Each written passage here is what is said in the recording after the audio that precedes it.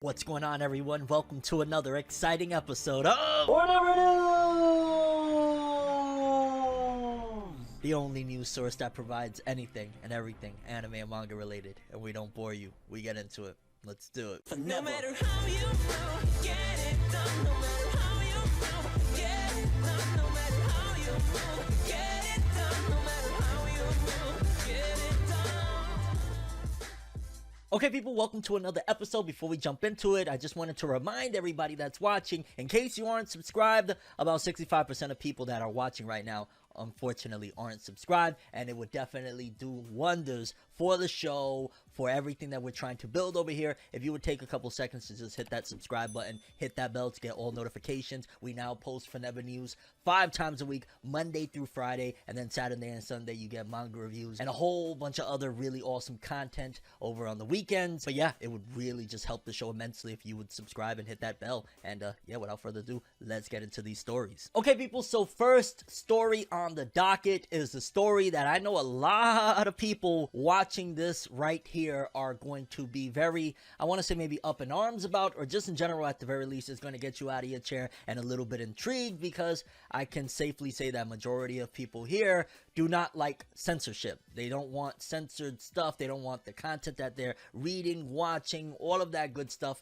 to be censored. However, there's been a bit of an uproar, and a lot of people have been telling me to talk about it, so here we're going to get into it, regarding a certain manga that has recently been straight up censored to the point of being skipped over being published in English over here in North America, in the West, and I'm not sure in every other location, but I do know for a fact that over here in the West, they have straight up skipped over now 2 chapters of this manga, and a lot of people are very upset and saying, yo, we're really going down the censorship road.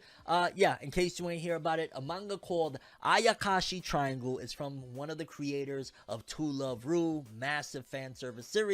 And honestly, when I heard about Ayakashi Triangle and just seen a few images and, you know, checked out a chapter or 2, I was like, oh, okay, so more fan service, gotcha. And I'm pretty sure that the people that licensed Ayakashi Triangle for, you know, release over here in the West probably had somewhat of an idea that, oh, okay, it's an ecchi story, it's, you know, a lot of fan service and all that jazz. So to be fair, the people that, you know, when they came in, I'm sure they knew for the most part what they were getting themselves into in terms of fan service. There's going to be a lot of all sorts of, you know, slight nudity and stuff like that. Probably, you know, depending on where you're going to release it, you're going to have extra eyes on releasing this manga. But based on the contents of chapters 74 and 75, they have straight up omitted releasing these chapters over here in the West. It started off with 74 alone. The unofficial Weekly Shonen Jump account had posted, it seemed Manga Plus has skipped Ayakashi Triangle's chapter 74 publication in both English and Spanish due to its heavy NSFW content. The series should resume as scheduled on January 16th.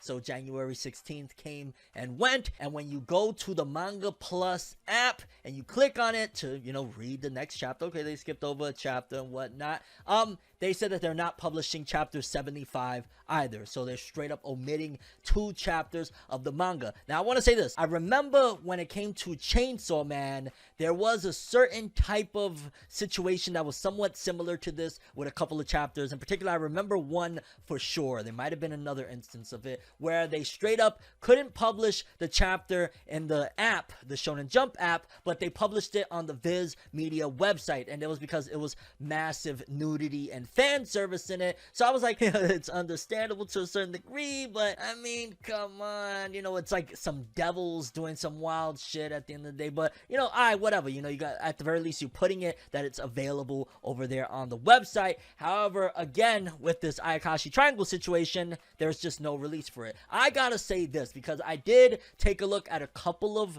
panels from, I forget if it was 74 or 75, but I will say that some of it does feel a little suspect, and I could imagine that the partners behind the people that, you know, published this or whatnot, the people that got the rights to release it in the West, probably were looking at it like, this is the type of stuff that could get us canceled or get us in some serious trouble if it got to mainstream media, because the content itself is just really explicit, showcasing explicit scenes with a character that looks not just the regular, like, you know what I'm saying, Sakura Haruno and Shippuden, Lucy Heartfilia, not that type, way younger than that, like Promised Neverland type of age in situations that they shouldn't be. So morally, I'm not even gonna lie, when I saw that, I was like, okay, I kind of understand it. And again, maybe this is a different type of mindset because I'm a lot more older and I'm mature to situations that I could kind of understand. Yeah, you probably don't want to publish that because it comes across as beyond just lewd. Again, characters that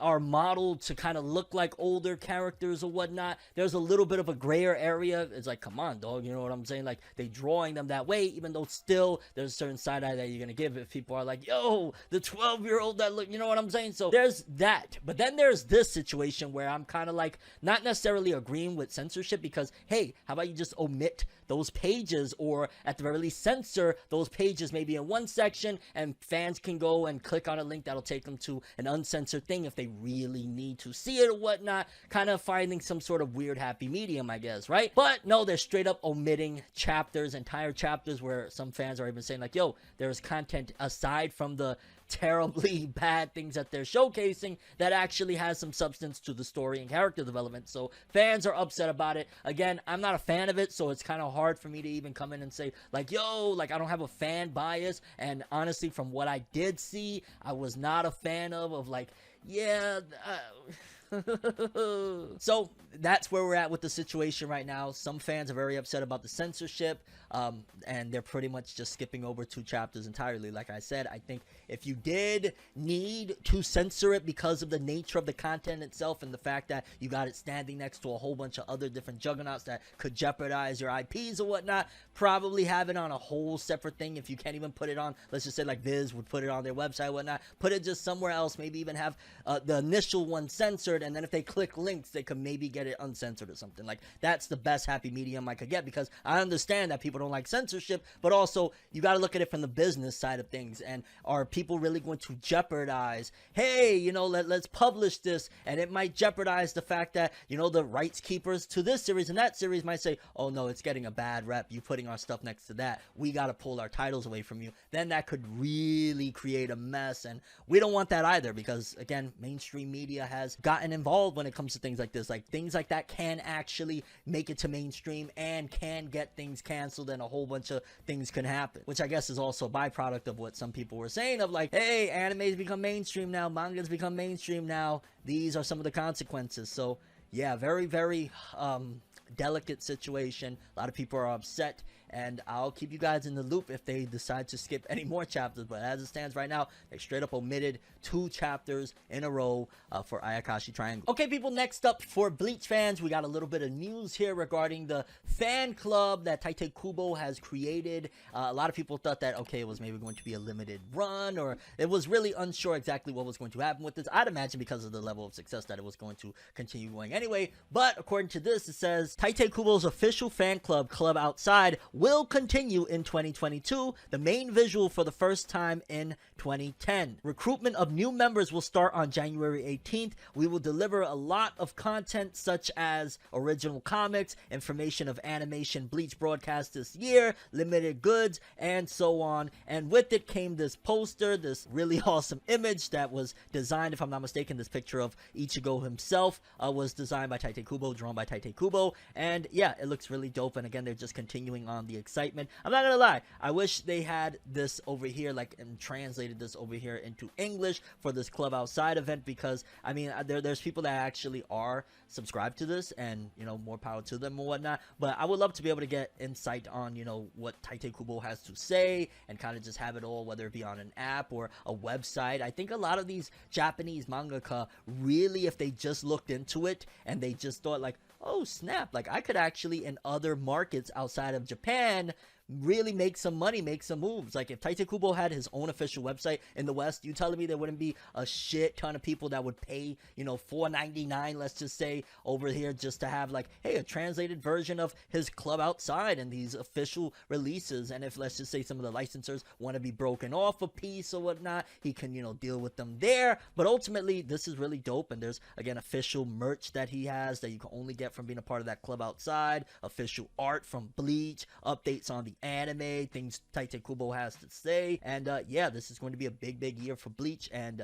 this Club Outside is continuing on. I'd imagine the closer we get to the Bleach anime returning, and when the Bleach anime returns, Tite Kubo's Club Outside is probably going to skyrocket, and memberships and people signing up and just wanting to be a part of all of this, because this is the year for Bleach. But yeah, people, Tite Kubo's Club Outside event will continue on into 2022. And again, this really awesome image of Ichigo. You can tell that Tite Kubo was having fun doing like digital colored art now. Like, I think we'll probably see more of it moving forward, because now he's starting to get a hang of it and just kind of seems like he's having fun with it. Okay, people, next up, we had reported on this story as we've been following it a few episodes ago on FORNEVERNEWS, but it continues to get massive and, dare I say, pun intended, colossal with what is happening of the level of success thanks to Attack on Titan's final season part 2. The opening, the rumbling by Sim is exploding even more so than we could have imagined. I think we had just said that it was like 4 days and it hit like 10 or 11 million views. Well, according to this, Pony Canyon had thanked everybody because in 9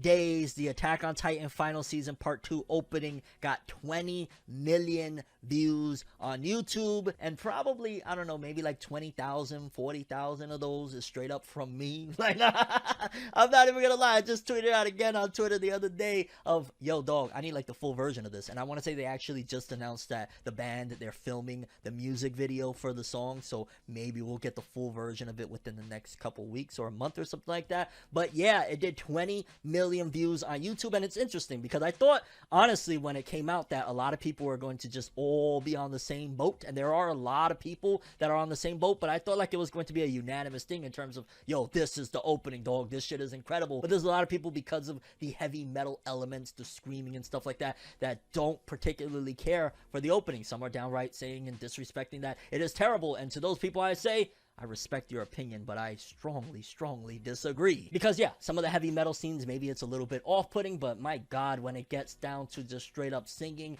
it's amazing. If I lose it all, slip and fall. Oh, don't get Fornev started on that singing though. Y'all know what I'm about to do if I get into that singing bag. But yeah, people, the rumbling 20 million views in 9 days for the opening, that is very freaking huge, okay? And Attack on Titan, it's going out with a bang. It just continues to keep on hitting milestone after milestone.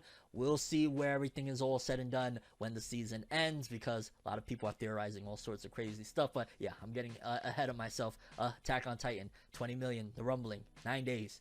Awesome. Okay, people, next up, World Trigger fans. A lot of y'all were really appreciative of me covering some of the events of what's going down with World Trigger. Well, something really big and unfortunate recently happened with World Trigger, and of course, it was out of control of, you know, the people behind World Trigger and all that jazz, because according to this, it says, World Trigger Season 3's finale was rescheduled to next weekend after delay due to the tsunami alert. The official Twitter account for the World Trigger anime announced on Sunday evening that the 14th and final episode of the 3rd season will now air on Saturday, January 22nd at 25:30, which would be what, like 3:30, effectively Sunday, January 23rd at 1:30 a.m. or Saturday, January 22nd at 11:30 a.m. EST. The episode was to have aired on Sunday at 1:30 a.m. on TV Asahi and its affiliates, but the stations preempted their programming due to special news bulletins. The anime's Twitter account confirmed the delay 23 minutes later. TV Asahi's Numa Animation programming block had already scheduled the Salaryman's Club anime to premiere in World Trigger's 3rd season time slot next week. However, the Salaryman's Club anime website announced on Sunday that the anime's premiere has been delayed to Saturday, January 29th at 25:30, effectively Sunday, January 30th at 1:30 a.m. An underwater volcano in the South Pacific island nation of Tonga erupted on Saturday at about 5 p.m. and the Japan Meteorological Agency issued a tsunami warning for Amami Islands and the Tokata Islands in the southwestern prefecture of Kagoshima. The agency then issued an advisory for almost all of Japan's east coast and specifically warned of waves as high as 3 meters in the northeastern prefecture of Iwate. Amame Aoshima Island reported a 1.2 meter wave at 11:55 p.m. on Saturday evening. And yeah, really bad stuff. Obviously, they made the right call because, yo, people shouldn't be worried about World Trigger when very horrible things like that is approaching or could could potentially, you know, leave some massive damage. Obviously, Japan has been hit and rocked with some tsunamis in the past, so yeah, they definitely made the right call. And at the very least now, you know, fans will still be able to watch the World Trigger episode in another few days. But yeah, for the people that were wondering, like, oh man, you know, they stopped World Trigger, what's happening? Are they going to air the final episode? It will be coming out on the 22nd, so you can look forward to that. But yeah, people, World Trigger delay due to the tsunami warnings, and you'll still be able to watch it on the 22nd. Okay, people, next up, I just quickly wanted to cover this story because I found it hilarious. I've been holding on to it for a little bit now, waiting for the right time. Like, where's a good episode where I could just kind of let off a good laugh? Because according to this, it says, Los Angeles police officers fired for playing Pokemon Go during robbery in progress. LA Police Department officers Luis Lozano and Eric Mitchell were fired for playing Pokemon Go instead of responding to a call regarding a robbery in progress on April 2017. Whoa, this is an old one. Why are they bringing this up now? This incident came to public attention when the former officers submitted a petition to the California Courts of Appeal. The court denied their appeal as reported in an official court document filed last Friday. So this is many years later that they filed an appeal. According to the document, the former officers were working as partners on a foot-beat patrol on April 15, 2017. When the patrol supervisor heard a call for a robbery in progress at Crenshaw Mall, he attempted to radio Lozano and Mitchell's unit for backup, but received no response. Upon questioning, the officers lied that they had not heard the call. A digital in-call video system recording revealed that not only had the unit received the call, it had been situated only a short distance from the scene of the crime. The officers extensively discussed Pokemon Go during the beat, with Lozano declaring at one point that he was trying to catch a Snorlax. On the way to the Snorlax location, Mitchell said that a Togetic popped up and the two agreed to hunt the Togetic together. So yeah, people, again, I don't know, wow, did the appeal take this long? Like, did it take 5 years for them to come back with it, or did they just recently say, hey, you know, I want to get back on the force, let me appeal some shit that happened in 2017? Because that's just really bizarre that some officers that were fired 5 years ago just was like, yo, we're appealing this shit now. And yo, that is freaking insane, dog. Like, you let a robbery go down because you're trying to catch a Snorlax and a Togetic in Pokemon Go. I mean, 2017 sounds about the time, more or less, that people were still very heavy into Pokemon Go. Like, I know a few people that still play it, but it's not nowhere close to as big as it was back in, like, 2016 and 2017. But goddamn, dog, you slacked off on the job as an officer to go... Well, who knows what'll happen, but goddamn, that Snorlax better have been worth it, I guess, huh? Imagine they didn't catch either of them. Oh my god. Okay, people, next up, a couple of pieces of Undead Unluck news. For starters, Undead Unluck's second popularity poll is now up, so you can vote for the characters that you like and all of that good stuff, which I think it's about time a few different series, if I'm not mistaken. I think Marshall just announced its first one, and now Undead Unluck announced its second one. And also, Undead Unluck by Yoshifumi Tezuka will get a novel and a complete full-color release digitally in Japan, which is very, very interesting. I'm just wondering, like, when are they going to get an anime announcement? Imagine they pulled a Siren. In case you've never heard of Siren, it was a really popular manga. A lot of people knew about it over there in Japan. It was in Shonen Jump, and it lasted 130 chapters, something crazy, and never got an anime. And to this day, people are like, why? Well, I did see what the sales looked like, and the sales didn't look all that impressive, to be honest with you. But either way, I hope Undead Unluck doesn't go that way, which I don't think they are, because if they're doing popularity polls and all of that jazz, like, yeah, that's probably just my anxiety speaking of, like, it's not gonna happen, it didn't happen at Jump Festa. But yeah, they had big guns at Jump Festa, as I've said many times, and that's probably why the news for Undead Unluck and Marshall and a few others wasn't all that impressive, because probably saving it to give its own, you know, separate big announcement that isn't clouded by, oh, Bleach, oh, Chainsaw Man. But yeah, Undead Unluck popularity poll, second one, and they're still making waves with novel adaptations, stuff like that. So who knows, maybe soon anime, eventually early 2023 release.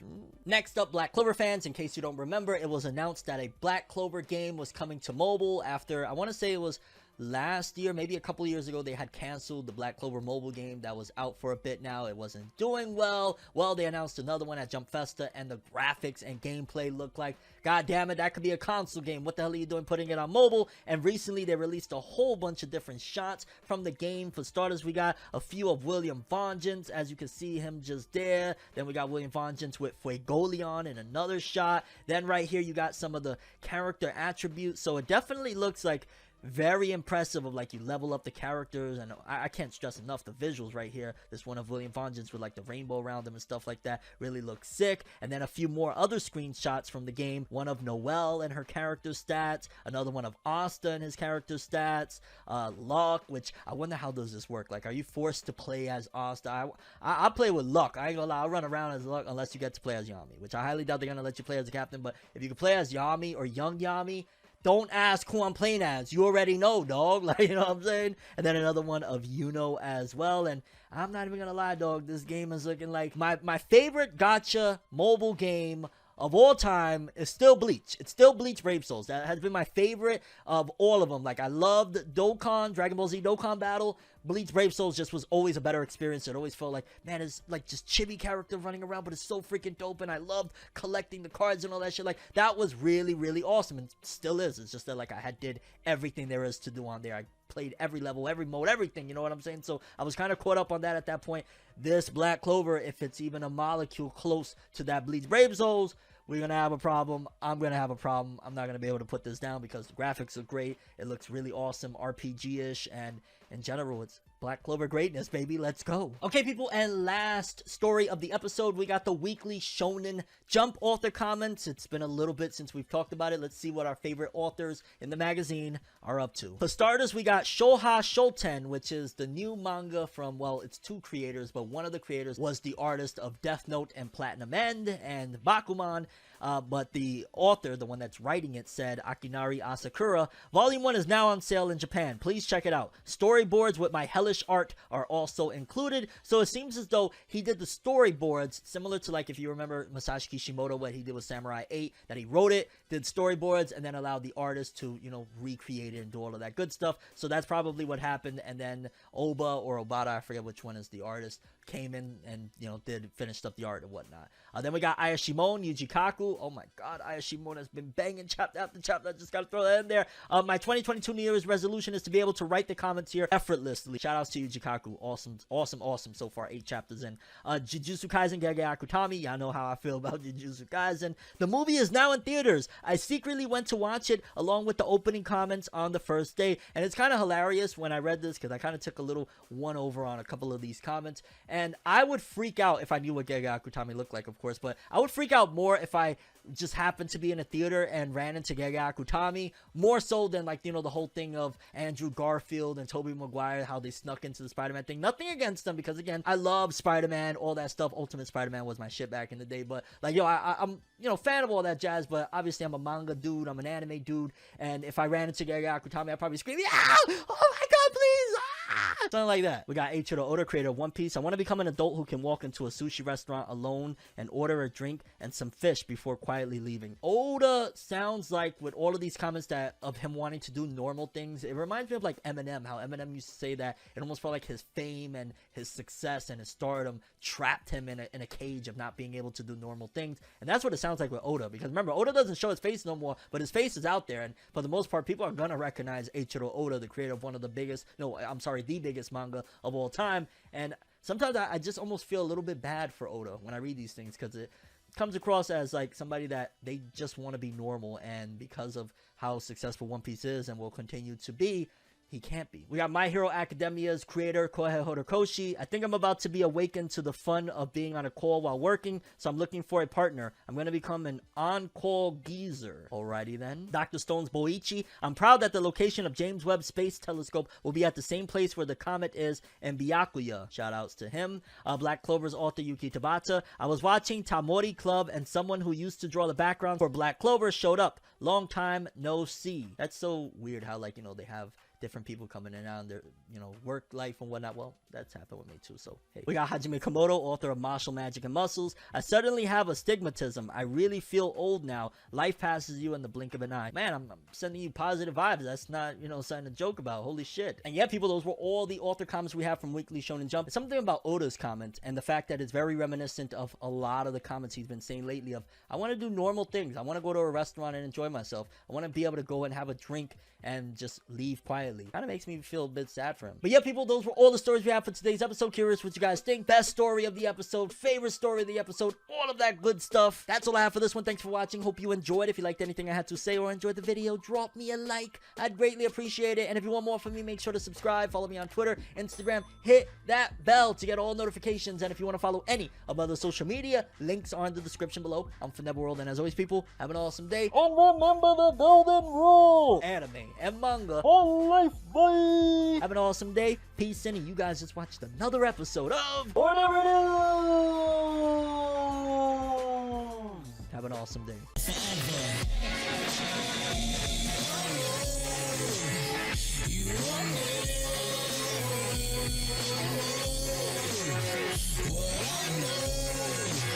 So just go.